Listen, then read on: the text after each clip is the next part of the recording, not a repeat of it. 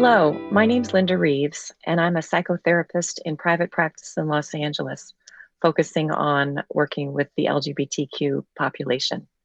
I'll be moderating a discussion today focused on creating a more inclusive education system, and I'd love to introduce our guests. Hi, everybody. My name is Cheryl Green. I use she, her pronouns, and I am the director of the Human Rights Campaign Foundation program, Welcoming Schools. And we provide professional development and resources for educators across the country. And I'm thrilled to be here with you today. Hi, and I'm Lori Duran. I have two children, two boys. The youngest is gender nonconforming and a member of the LGBTQ community. And I'm also the author behind the blog and book, Raising My Rainbow. Thank you. I'm going to go ahead and just jump right in here. We know that parental support and acceptance is the number one factor contributing to the mental health of transgender and gender non-binary individuals. Unfortunately, parents can't always control the environment outside the home. School is an example. Children spend 6 to 8 hours a day at school, at least they did pre-COVID, where their safety and physical comfort is often at risk. My son came out as gay in 7th grade and went through a period when he was victimized. But gender diverse kids can be much more visible with changes to their appearance, using different names and pronouns. These kinds of things make them much more of a target. Cheryl, would you mind giving us a little bit of the framework for the kind of some of the data that help us to understand the incidence of bullying and harassment that transgender and gender diverse children experience at school? Sure. I'll preface by saying that, when we provide data, we're talking about people, we're talking about individuals. So I'll share these statistics, but, I want to remind everybody that these statistics are human beings and are people. Mm-hmm. And so I say that, and I'll say that the new YRBS, which stands for the Youth Risk Behavior Survey that the CDC puts out, just recently put out their new report, and it shows that 43% of trans youth have been bullied on school property in the last 30 days from taking that survey. Compare that to 18% of cis students. So, put that into perspective, that's more than 4 out of every 10 students, trans students. 35% of trans youth did not go to school because they felt unsafe. And, you can't achieve academically or do well in school if you're not there. And lastly, I'll say, when we look at statistics, and not coincidentally, after the 2016 election, the requests for trainings in our program related to bullying incidents increased fourfold. So, the rates of bullying have definitely increased across the board for LGBTQ students, but in particular, kids that identify as trans, gender nonconforming, and non-binary. Thank you. Yeah, those are obviously very distressing when you hear those numbers. I'm curious, Lori, I think you're in California, even though California has passed more progressive laws protecting students in the schools, I'm curious if you can share a little bit. Did CJ experience harassment, or is that still something that CJ experiences at school? Yeah, and unfortunately, CJ has experienced bullying and harassment, verbal and physical, at school. We have a bullying story for almost every year of elementary school. And you're so right when you said earlier that the kids are there 6 to 8 hours. I feel like, he was at school more than he was at home. He was for the waking hours of his day. And so it was terrifying to send him to school. And so, I remember his last year in elementary school, he came out to one of his girlfriends who he was friends with, and they had known that he was gender nonconforming, but he also came out as a member of the LGBTQ community. And she went home and told her parents, and they told her that they don't hang out with gay people. And so she came to school the next day and said that she couldn't hang out with him anymore because he was gay, and her family don't hang out with gay people. Then she proceeded to get a bunch of the other girlfriends on her side, and then it turned verbal, then physical, where they were punching him and hitting him, kicking him, pushing him up against the wall, tripping him as he walked through school. They stole his lunch and smeared it all over him. And so we definitely also, back to the numbers that Cheryl gave, he missed school. And so we were worried about what his academic future would look like. So, it's worried about his safety. And I don't want anyone to dull his sparkle, because he's a fantastic, amazing human being. So worrying about the emotional health, but then also worrying about academic. What does the world hold for him if he doesn't, graduate middle school? So you've really helped to illuminate this problem of the non-acceptance, the children not understanding, being confused. How do you comfort a child who's, I know I struggle to help my son, figure out what the best, response was. How did you deal with helping CJ through all of this? First and foremost, to let him know that we love him no matter what. And we think that he's wonderfully made. He is. And we're so lucky to have him in our family. And to let him know that home is always a safe place. Because again, for a lot of these students, home isn't a safe place either. Maybe school isn't. But to let him know that home is a safe place, that we support him and love him no matter what. And nothing is wrong with him. He's not weird. He's just different, and different's okay. So letting him know that, and then also letting him know that if he wants us to advocate and protect him, we absolutely will. I will walk in front of him and protect him. And then also helping him, especially as he gets older, with the tools so that he can advocate for himself. He knows what his rights are at school. And he knows who the safe people are at school. That's really important. So he always knows there's one or two safe people on campus, adults that he can go to. And it may not be his teacher. It may be another teacher. It may be, the nurse up in the front office, but he knows that there are at least one or two safe people that he can go to, and that they will protect him and advocate for him. So that's really important. And then we also worked with a gender therapist so that he could have comebacks that are age appropriate. Okay. And feel like he has kind of an arsenal that he can go through if someone says something to him, what he can say back, or he can choose to not say anything, but at least he knows he has some options. Mm-hmm. So it sounds like it's really a multifaceted approach to helping them be prepared for an environment that's not ready for them, right? And we shared a little bit earlier about some impacts that this also had on your other child, your other son. Can you just tell us quickly how this factored into his life?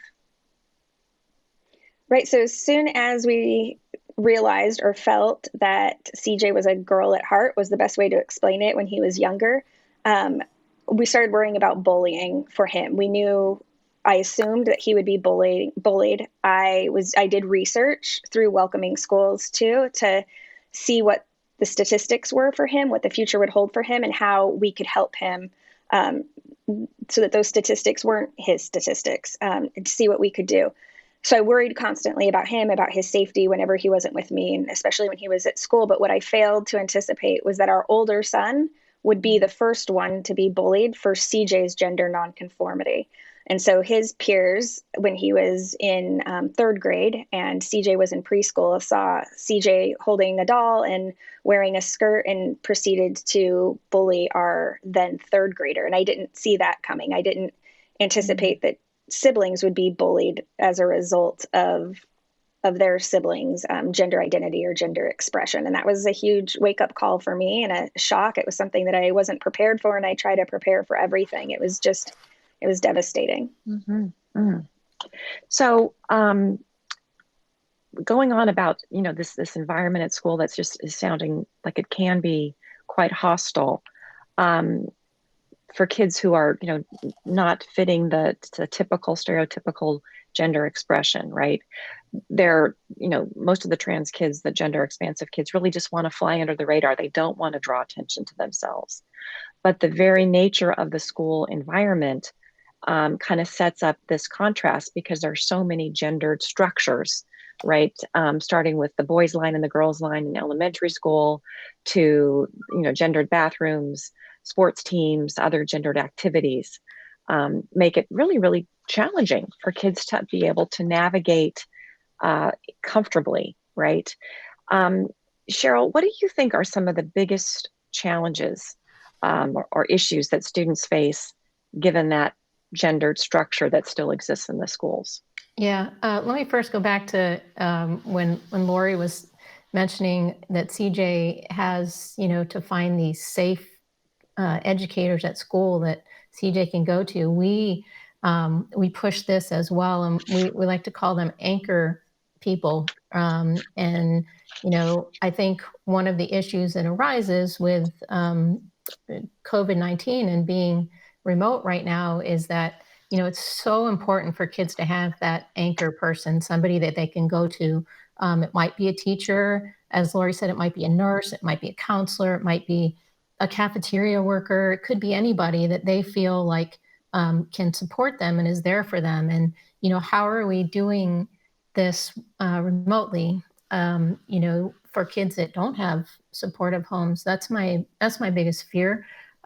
Is that we've got kids that have non-affirming families, and they don't have. How are these educators reaching them remotely and still being that anchor person? That's one of the things that we at Welcoming Schools are trying to navigate. But your question, as far as what I think the biggest issue kids face is I believe that it's educators not knowing how to support them.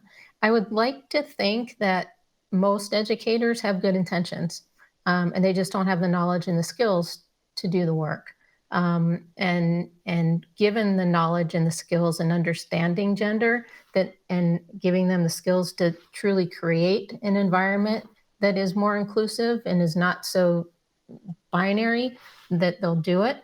And so, yeah, I think the biggest issue is helping educators to know actually how to do the work and how to support them and why. And that comes with foundational information around understanding gender. Once you have that framework, you can start questioning, well, why would I separate kids in lines, boys and girls? Why would I do this? Why would I? And there are better ways to do this.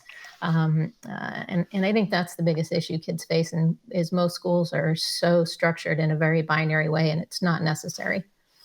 Mm-hmm. And that's part of the reason that this harassment starts to happen, right, is because the kids are having these expectations. Lori, I know there was some unfortunate experiences with CJ. How did that happen?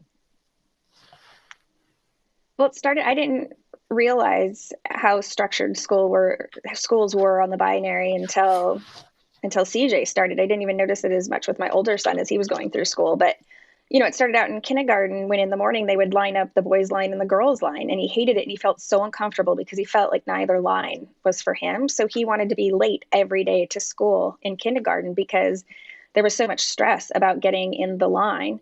And in kindergarten, they all shared one bathroom that was in the classroom. And so then once he had to use either the boys' bathroom or the girls' bathroom as he got a little older in first or second grade, going to the bathroom was terrifying. And so he was holding it all day and not going to the bathroom at school, not drinking any fluids because he didn't want to have to go to the bathroom. And that was creating medical issues.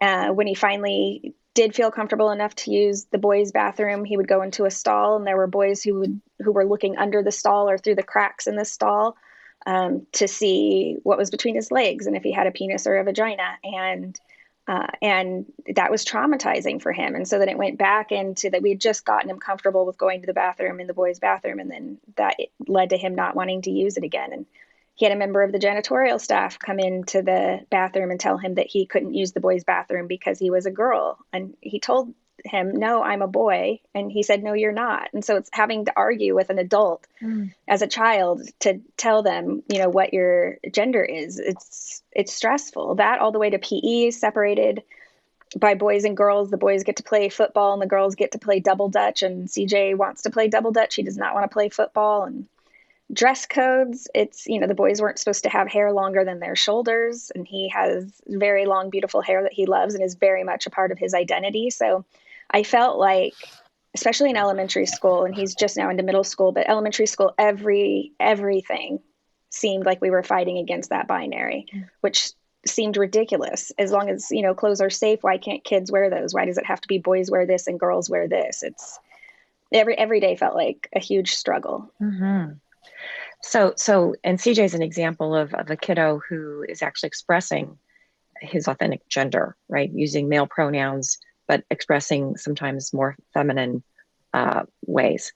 But what about kids who are not out, not haven't socially transitioned yet, but are holding, that taboo secret, right? That there's something about their gender that everyone doesn't yet know. And those kids being asked to pick a boys' team or a girls' team, a boys' chorus or a girls' chorus, a boys' graduation robe or a girls' graduation robe. Cheryl, what's going on for those kids, and maybe even what can you offer to the schools, the educators that are listening, to help maybe bring down some of those boundaries around gender? Well, I think, to put it simply, if we just created schools that were more gender inclusive, we wouldn't have to worry about that. And you don't have to have a kid that's trans or a kid that is non-binary or gender non-conforming to want to do this, because the reality is you actually do. You have kids that haven't come out yet. You have kids that don't know yet. And the idea of creating just a gender inclusive environment in general is positive for all kids. Kids that are cisgender, knowing that there are activities and things that they can do that are outside the gender binary that have nothing to do with Right. So all of this is something we have to do for all kids. And so unfortunately, we would get that a lot. Well, I don't have trans kids in my class, so I don't think I need to do this training. Exactly the wrong message. Right. So I would love to also talk a little bit about kind of arming parents with an understanding about some of the legal protections. In the Obama administration, there was a lot of support for the LGBTQ population, and they passed laws protecting transgender students. The Trump administration rescinded those. Can Cheryl, why don't you start by providing just a status update on what would a there's so many different laws obviously across the different states, but what can a parent hold on to in terms of a talking point if they are going to speak to the academic administrators at their child's school, to help kind of raise this issue of ways to create more safety? Yeah, I'll say a couple things. First, I'm not an attorney, but I will provide guidance. I just think I have so much hope now with the Biden Harris administration. I think, number one, we'll have a fully functional Office of Civil Rights that will actually address complaints. I think that's a huge one. And I certainly expect the Biden administration to restore some of the Department of Education's guidance to schools on supporting trans students.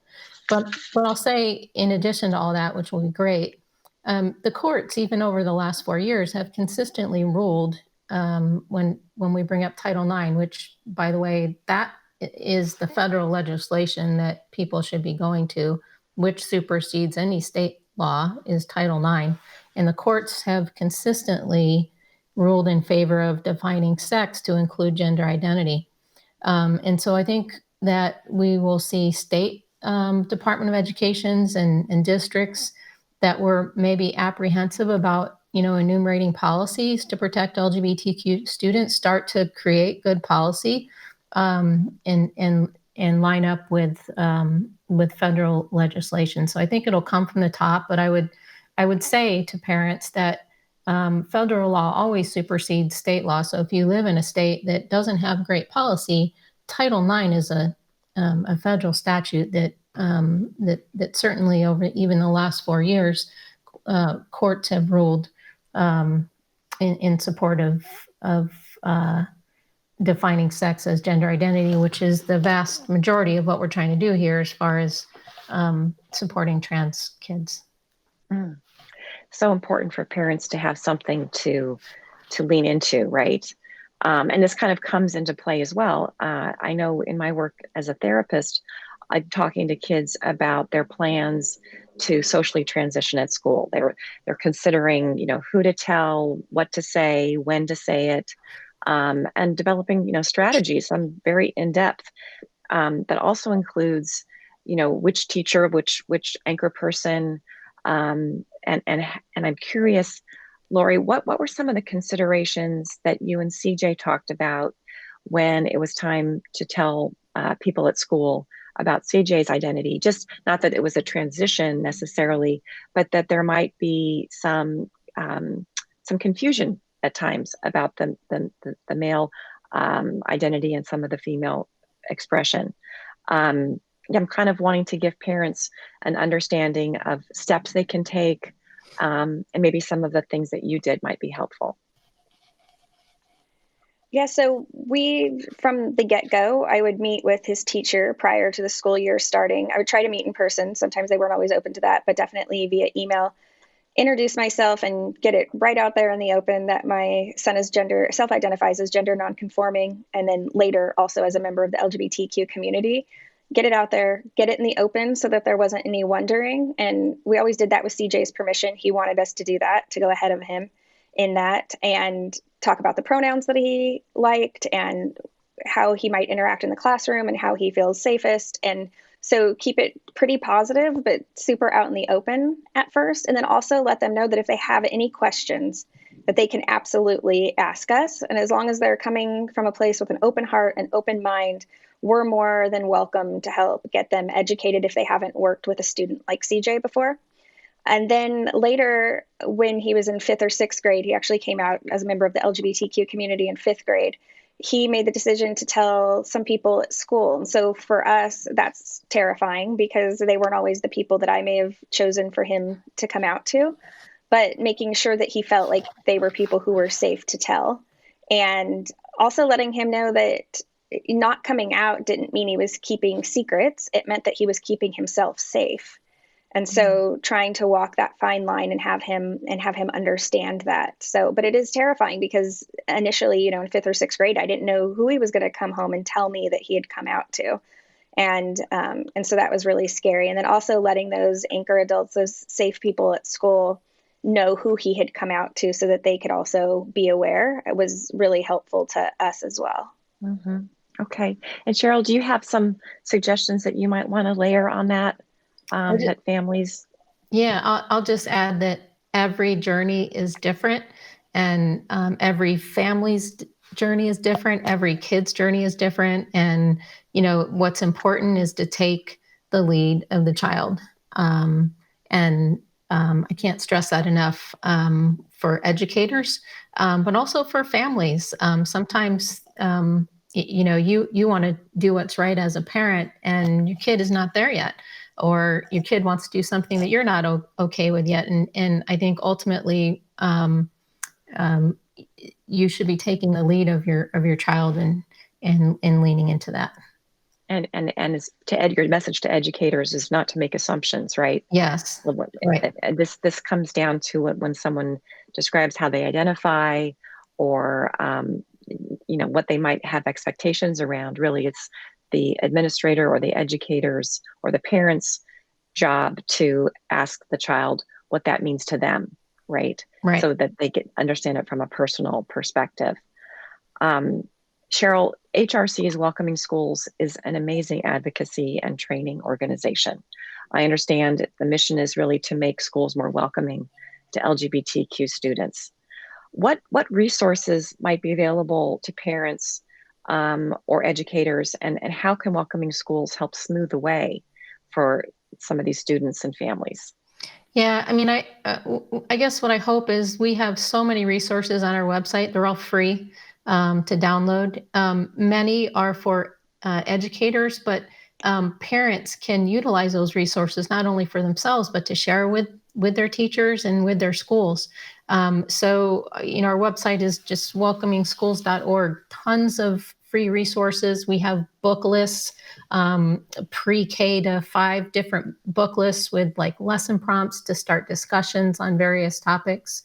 And so, I mean, I guess where we come in is that we really feel that, there's good policy that's starting to come out, and many districts have good enumerated policy and not good professional development. So your policy is only as good as the educators who are going to enforce the policy. And you want folks enforcing a policy that they believe in and then they understand. And that comes with good professional development. Look, the bottom line is that we as a program want to help all kids thrive, right? Like that's our goal. All kids should be in an environment, not just, and I say thrive, not just get by and get through school, but we want all kids to thrive. And that only happens when we have educators that are truly committed to making that happen. And we believe that that comes from good professional development, and we provide that. And we also have, so many resources on our website that are free for folks to use, share, download. So it sounds like, and maybe Laura, you can chime in here too, that as a parent, you might actually be the one advocating to the school that they need to reach out to welcoming schools to bring in these professionals, right, to do a training. If the environment was such that there was just not a supportive professional development in place. Yeah, I've absolutely referred our schools to welcoming schools in the past, and I continue to do so and share those lesson plans. I also share them with families who just need to understand it better, because sometimes the age appropriateness of it is helpful to people who this is all very new to them. They may be adults, but it's so new to them. So it's also helpful that way. But yeah, I had to educate and advocate for CJ early on. And it was so frustrating because I thought, well, teachers should know these laws. Teachers should know how to make the classroom comfortable for all students. Why is this my job? But then I realized it didn't matter. I was doing it for my son and for the students who would follow him into that classroom. So I had to get over that quickly and just realize that was part of being CJ's parent. So I'm so thankful for resources like Welcoming School and other resources that are out there. And I remember meeting with our principal at one point, and she said, well, I have a file about this. I thought I would just get it out when I had a student like this. And it's like, wait, but this is a law. You should know it, and you should be interested in that file, not when there is a problem, but before there's a problem. Right. It's about being proactive, for sure. Mm-hmm. So is there anything else that you would like to, either of you would like to share with parents or educators, any viewers that are tuning in to understand about creating this more conducive, supportive educational space for our transgender and gender diverse students? Lori, I can address the educators and you can address parents. I'll just say that we're in a difficult time right now with COVID-19 and being remote. And there's a lot of stress on educators. There's a lot of stress on all of us, right? But I encourage you to find ways to support those students that may not be in affirming environments, and find ways to connect with them as best you can. We have some resources that are great for educators to do that during COVID-19. We have professional development that we're doing virtually. And I would say, please be mindful of supporting those kids that need you the most right now. Mm-hmm. Yeah, I would say make sure your child knows that you love them no matter what, and that your love doesn't come with conditions. That was a huge thing for us. And if you're finding that those things aren't true to you, for you as a parent, that fake it till you make it until you get there, and to make sure that you're a safe person. I want my son to always be looking for those safe people, but I also want to be that safe person for other people. And then one other thing is we have learned to consider the bullies in all of this. So oftentimes the kids who've been bullying CJ are kids who need some help and are going through some things outside of school on their own in their own personal life. And so we've learned that oftentimes the antisocial or bullying behavior is a sign that that student needs help as well. So if you're going to have a heart for one kid, you kind of have to have a heart for all kids, and that's really hard to do sometimes. But we just want to make sure that CJ is happy and healthy and has the best chance at success for as an adult. So we're focused on making sure that he feels safe and loved no matter what, and that he knows that he's awesome. And your message of support comes through so strong, Lori. I think about the parents who might be watching who are really struggling to understand what the changes mean for their child, for themselves, for their family. And there's organizations like PFLAG, right? That is a support organization that's been in place for 50 years, supporting families of LGBTQ students and children's loved ones. So for parents to be able to get into that space of advocacy that you've spoken about, they might need some of their own help, right? And there's places like PFLAG. There's support groups online at genderspectrum.org. Parents can seek their own therapy so that they can be in a place of advocacy and support for their child. Because it does sound like school, as much as we want to think that it's idyllic and offers all of these wonderful memories to be made, for LGBTQ and for transgender and gender diverse kids particularly, it can still be really challenging until we bring in organizations like Welcoming Schools and start to change the way that the schools operate for these kids. So thank you very much for being with us today. And we'll sign off now. Thank you. Thank you.